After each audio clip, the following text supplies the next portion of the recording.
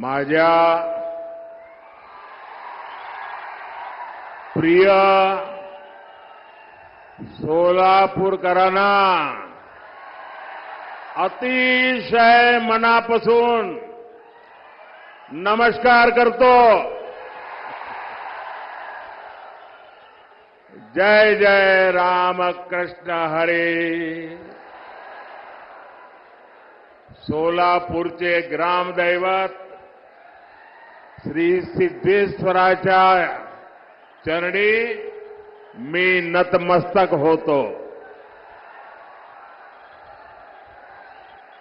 भगवान विठ्ठल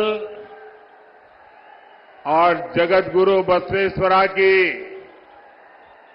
इस धरती का ये आशीर्वाद छत्रपति शिवाजी महाराज की ये धरती पर ये जन सैलाब, ये उत्साह साफ साफ बता रहा है. फिर एक बार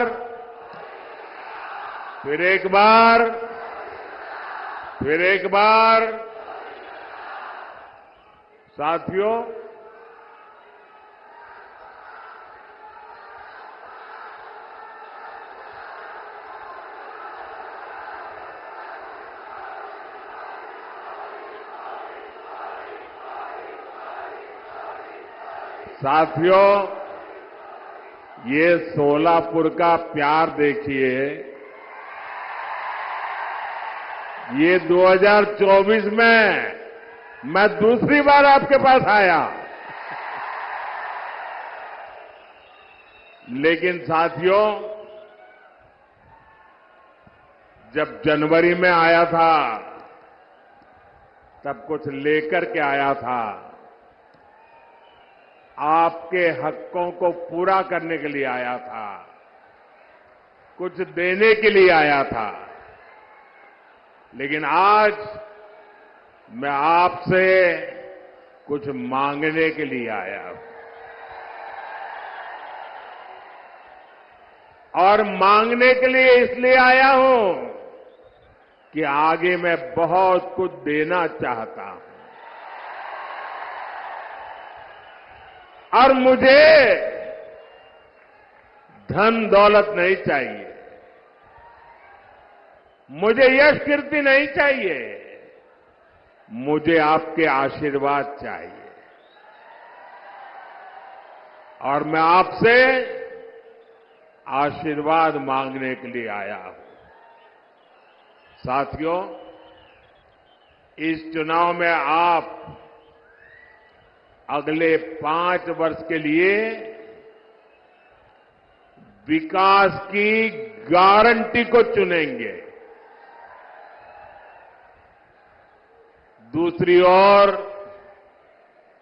वो लोग हैं जिन्होंने 2014 से पहले देश को भ्रष्टाचार, आतंकवाद और कुशासन के गर्त में धकेल दिया था. अपने कलंकित इतिहास के बाद भी कांग्रेस फिर से देश की सत्ता हथियाने का सपना देख रही है. इन्हें अंदाजा ही नहीं कि पहले 2 चरण के चुनाव में ही इंडी अगाड़ी का डिब्बा गोल हो चुका है. भाइयों बहनों, एक और आपका ये सेवक मोदी सर झुका करके आपके पास आता रहता है. आपने 10 साल तक मोदी को परखा है, उसके एक एक कदम को देखा है, उसके एक एक शब्द को नापा है. आप मोदी को भली भांति जानते हैं। दूसरी ओर इंडी अगाड़ी में नेता के नाम पर महायुद्ध चल रहा है। अब मुझे बताइए भाई, इतना बड़ा देश जिसका नाम तय नहीं है, जिसका चेहरा पता नहीं है, क्या इतना बड़ा देश उनके हाथ में आप दे सकते हैं क्या? कोई गलती से भी दे सकता है क्या? भाइयों बहनों, ये लोग इन दिनों सत्ता हथियाने के लिए देश तो बंटवारे करते ही रहे हैं। अब एक नया फॉर्मूला लाए हैं। ये फॉर्मूला लाए हैं 5 साल में 5 पीएम, हर वर्ष 1 पीएम। वो जितना खजाना लूटना है लूटेगा, फिर दूसरे साल दूसरा पीएम, फिर वो लूट करेगा, तीसरे साल तीसरा पीएम, चौथे साल चौथा पीएम, 5वें साल 5वां पीएम। क्यों भाई? और यहां नकली शिवसेना वाले क्या कहते हैं मालूम है? ये नकली शिवसेना वाले तो कह रहे हैं कि उनके यहां तो पार्टी में पीएम पद के लिए ढेर सारे लोग हैं। और उनके एक बड़बोले नेता ने तो कह दिया, हम 1 साल में 4 पीएम बनाए तो उसमें भी क्या जाता है। आप मुझे बताइए, 5 साल 5 पीएम जैसे फॉर्मूला से इतना बड़ा देश चल सकता है क्या? जरा मन से बताइए ना, मुझे पता चले। चल सकता है क्या? कभी भी उस दिशा में हम जा सकते हैं क्या? नहीं चल सकता ना। लेकिन उन्हें अब यही एक रास्ता बचा है सत्ता हथियाने का, क्योंकि उन्हें देश नहीं चलाना है, उन्हें आपके भविष्य की चिंता नहीं है, उन्हें तो मलाई खानी है, मलाई। भाइयों और बहनों, ये हमारा महाराष्ट्र सामाजिक न्याय की धरती है। इस धरती ने ज्योतिबा फुले, सावित्रीबाई फुले, बाबा साहब आंबेडकर के रूप में ऐसी महान संतानें दी हैं जिन्होंने समाज के सबसे कमजोर वर्गों को ताकत दी, प्रेरणा दी। आपने कांग्रेस के 60 साल का शासन भी देखा है और आपने मोदी के 10 साल का सेवा काल भी देखा है। पिछले 10 वर्षों में सामाजिक न्याय के लिए जितना काम हुआ, उतना आजादी के बाद इसके पहले कभी नहीं हुआ था। भाइयों और बहनों, कांग्रेस ने अपने 60 वर्षों में जो उनको सत्ता भोगने का अवसर मिला था, एससी, एसटी, ओबीसी वर्ग के हर हक को रोकने का निरंतर प्रयास किया। और उसके पीछे उनकी फिलॉसफी थी। उनकी फिलॉसफी ये थी कि इनको ऐसे ही रहने दो ताकि वो हमारे आश्रित रहे और जब चाहे तब हम उनसे जो वोट चाहिए वो लेते रहे। जानबूझकर के ऐसा किया। लेकिन मोदी का तो आपका दिल का नाता है, दिल का। और इसलिए 10 वर्षों में हमने सच्चे सामाजिक न्याय पर अभूतपूर्व बल दिया है। और मैंने एक बार कहा था सोलापुर में, मेरे यहां अहमदाबाद में जो मिल मजदूर थे उसमें हमारे पद्मशाली समाज के लोग बहुत थे और कोई हफ्ता मेरे जीवन में ऐसा नहीं गया होगा कि मुझे किसी न किसी पद्मशाली परिवार ने भोजन न कराया हो। और एक प्रकार से मैं उनका नमक खा करके बड़ा हुआ हूं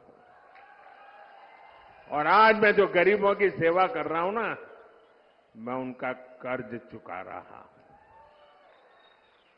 हमने ओबीसी कमीशन को संवैधानिक दर्जा दिया। मेडिकल की परीक्षा में ओबीसी आरक्षण लागू किया। ये भाजपा है जिसने एससी एसटी के आरक्षण में जो पॉलिटिकल आरक्षण होता है वो हर 10 साल में बढ़ाना होता है। पहले अटल जी की सरकार को मौका मिला था, उन्होंने 10 साल बढ़ाया।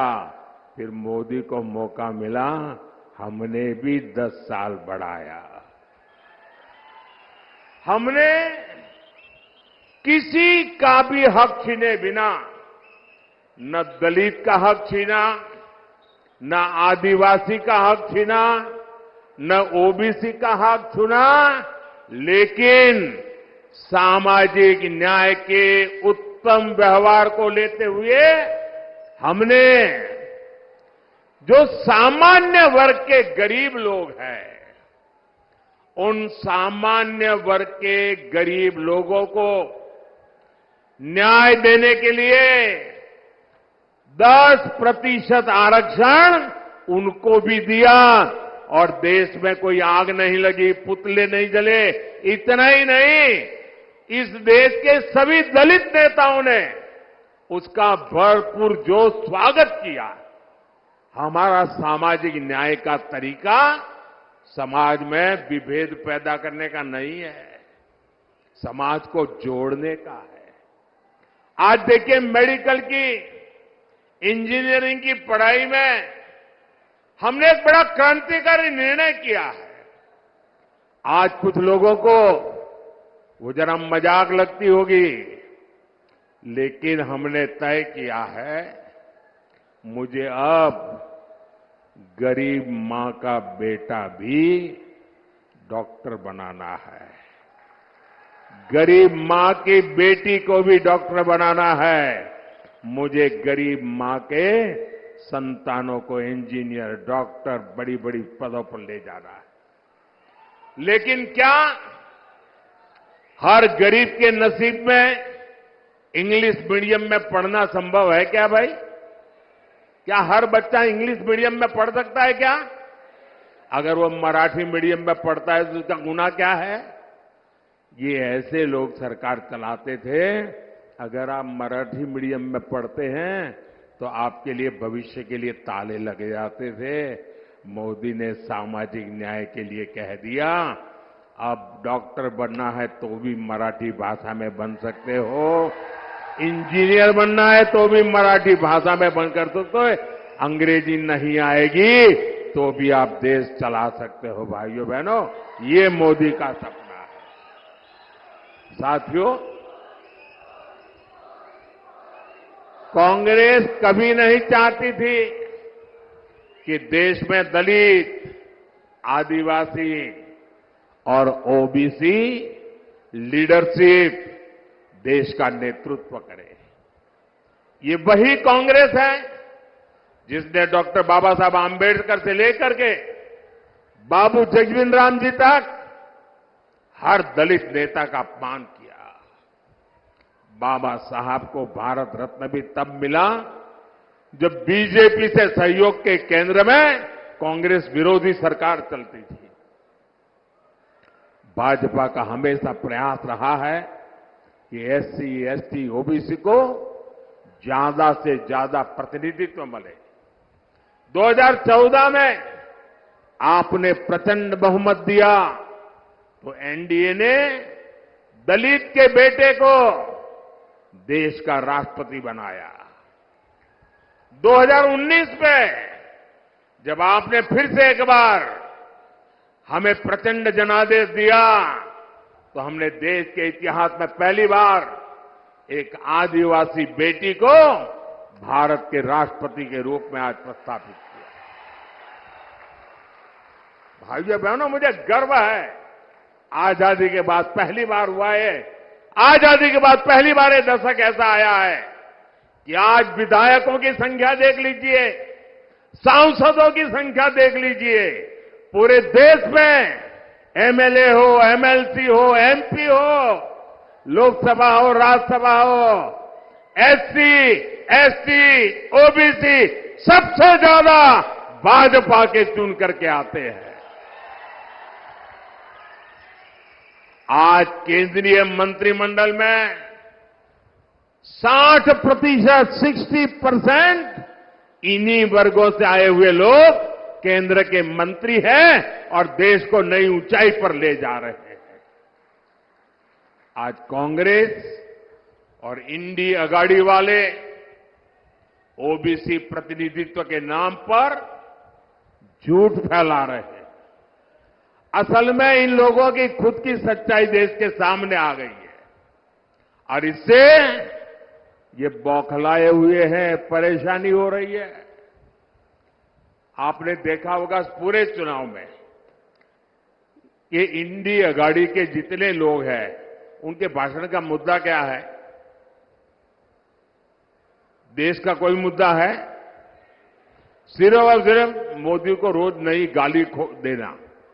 पूरी डिक्शनरी उन्होंने खोल के रख दी है। नई नई गालियां रोज निकालते रहते। अरे भाई कुछ देश के लिए तो बोलो। नहीं, उसके पास विजन नहीं जी। हमारे पास विजन भी है और ये जीवन भी है विजन के लिए खपाने के लिए। साथियों, दशकों तक कांग्रेस ने एससी, एसटी, ओबीसी के साथ जिस तरह से विश्वासघात किया उससे ये सभी कांग्रेस और इंडी अगाड़ी से पूरी तरह छिटक चुके हैं। इस वजह से कांग्रेस और इंडी अगाड़ी वाले बुरी तरह बौखला गए हैं। इसलिए लोग लगातार झूठ फैला रहे हैं। संविधान बदल देंगे, आरक्षण खत्म कर देंगे। मैं पहले ही कह चुका हूं कि अगर आज खुद बाबा साहब आंबेडकर चाहे तो बाबा साहब आंबेडकर भी आरक्षण खत्म नहीं कर सकते हैं। मोदी का तो सवाल ही नहीं उठता है। और अगर हमारी सरकार की नीयत उसमें कहीं पर भी खोट होती, मेरा 5 साल का रिकॉर्ड देख लीजिए, 5 साल में भी 2019 से 2024 आज भी मोदी के पास जितने वोट चाहिए है, लेकिन ये रास्ता हमें मंजूर नहीं है। सैकड़ों सालों के साथ जिनको अन्याय हुआ, हमारे पूर्वजों ने पाप किए होंगे, मेरे लिए ये प्रायश्चित का अवसर है और इसलिए आरक्षण को जितनी ताकत मैं दे सकता हूं, मैं देने के लिए कमिटेड हूं।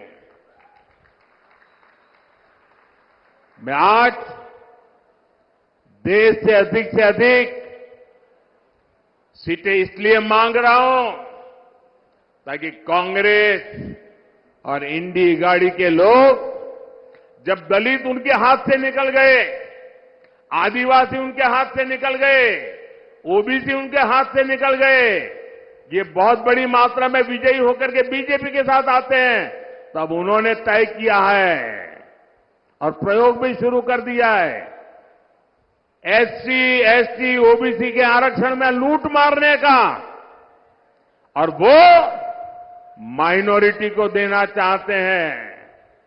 भाइयों बहनों, मुझे इसलिए ताकत चाहिए कि मैं कांग्रेस के आपके खिलाफ जो षड्यंत्र है उसको देश में कहीं पर भी करने न दूं। कर्नाटका में उन्होंने खेल खेला है।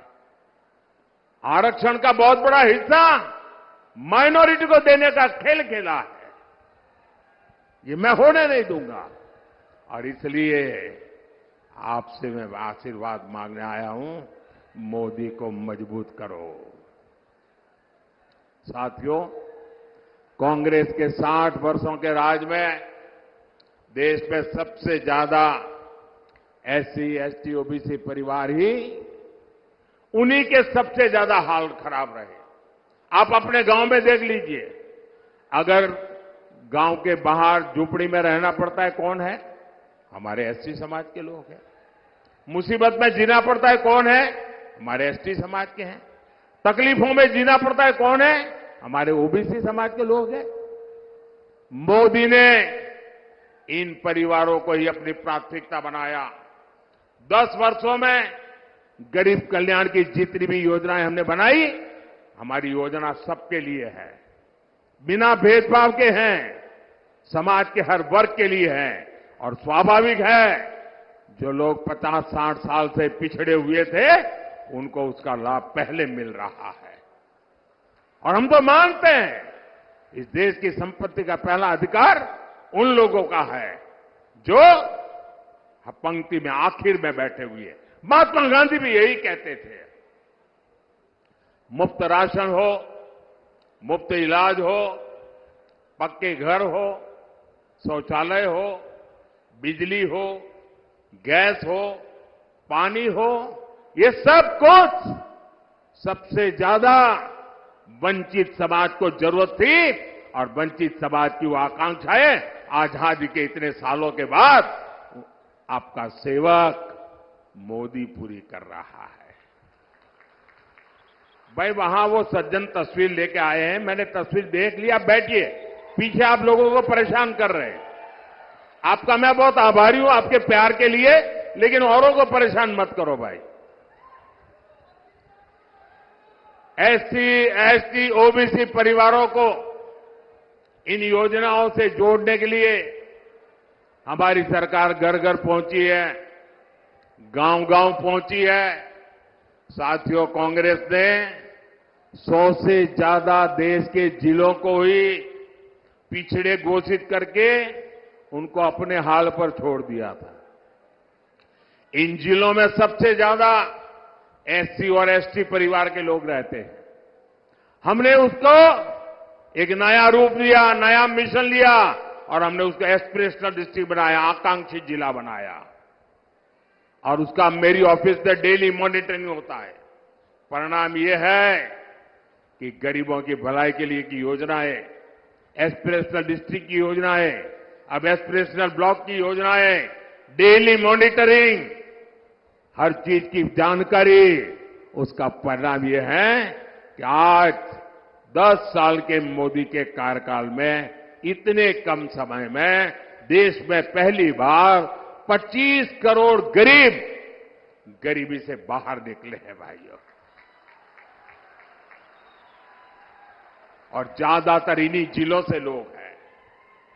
और इसलिए मैं कहता हूं, जब नीयत सही होती है ना, तो नतीजे भी सही मिलते हैं।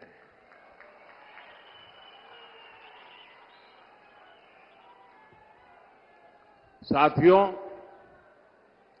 भाजपा का सामाजिक न्याय का एक और उदाहरण वाइब्रेंट विलेज प्रोग्राम भी है।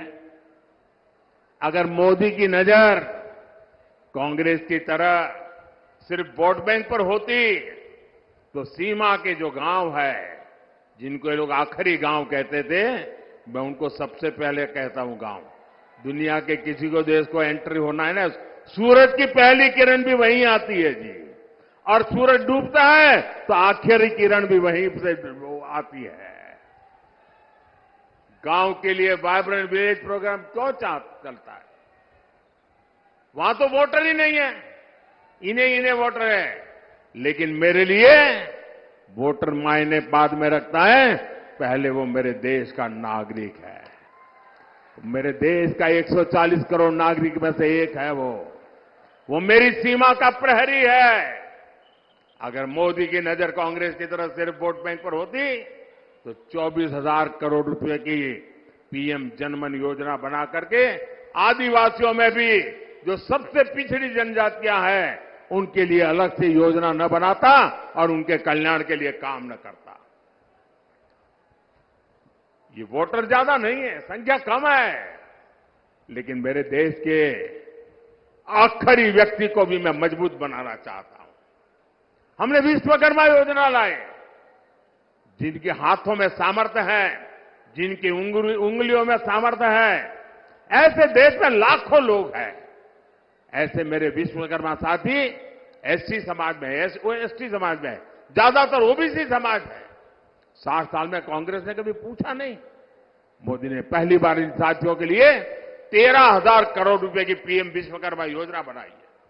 भाई और बहनों, गरीब कल्याण की इन योजनाओं का सबसे अधिक लाभ एससी, एसटी, ओबीसी परिवार की हमारी माताओं बहनों को हुआ है।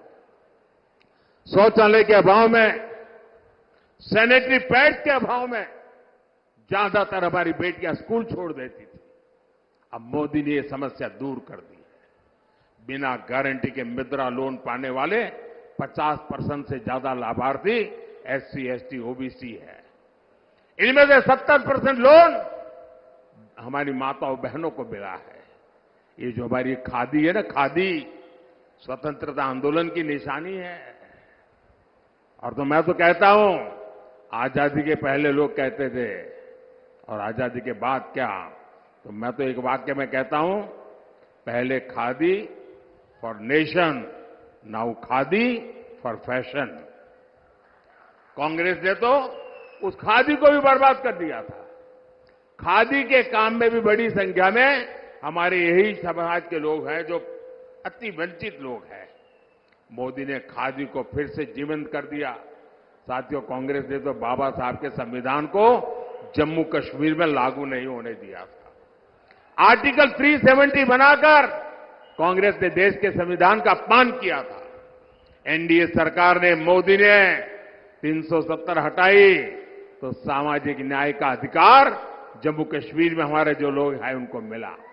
पहली बार उनको एससी, एसटी, ओबीसी और महिलाओं को वहां अधिकार मिला है, उनको आरक्षण मिला है।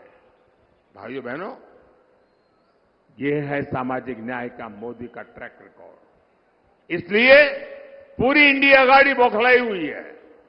साथियों, सामाजिक न्याय का एक और तरीका आधुनिक इंफ्रास्ट्रक्चर का निर्माण भी है। कांग्रेस ने बरसों तक गांवों और शहरों में खाई बनाकर रखी, कुछ ही शहरों के विकास पर फोकस किया। एनडीए सरकार देश के हर कोने के विकास के लेकर प्रतिबद्ध है। एक क्षेत्र पंढरपुर यात्रा से जुड़े श्रद्धालुओं का तीर्थ है। यहां तो तुलजा भवानी ने छत्रपति शिवाजी महाराज को अपना आशीर्वाद दिया था। 10 साल में हमने पंढरपुर की रेलवे कनेक्टिविटी के लिए सैकड़ों करोड़ रुपए खर्च किए। पुणे फलटण रेल मार्ग जो 23 साल से अटका पड़ा था, हमने उसको पूरा कराया। हमने सोलापुर हैदराबाद, सोलापुर सांगली, सोलापुर बीजापुर ऐसे कई महामार्ग के काम शुरू किया। सोलापुर को तो महाराष्ट्र की पहली वंदे भारत ट्रेन भी मिली है। शक्तिपीठ महामार्ग से समुद्री महामार्ग जैसे हाईटेक सड़कों के काम भी हो रहे हैं। इन विकास कार्यों के कारण इस क्षेत्र में श्रद्धालुओं की संख्या में 4 गुना की बढ़ोतरी हुई है। अब हमारे वारकरी भाई बहनों के अलावा दूसरे राज्यों से भी बड़ी संख्या में श्रद्धालु आ रहे हैं। यहां युवाओं के लिए आस्था और पर्यटन से जुड़े नए अवसर बन रहे हैं। साथियों, आज महाराष्ट्र में एकनाथ शिंदे जी, देवेंद्र फडणवीस जी और अजित पवार जी की सरकार आपके लिए दिन रात मेहनत कर रही है। मेरा अनुरोध है, 7 मई को आप मेरे नौजवान साथी राम सतपुते जी को भारी संख्या में वोट दे। राम सतपुते जी सोलापुर के विकास के लिए एक मजबूत कड़ी बनकर के काम करेंगे। और जब आप कमल पे निशान पर बटन दबाओगे ना, तो आपका वोट सीधा सीधा मोदी को मिलेगा।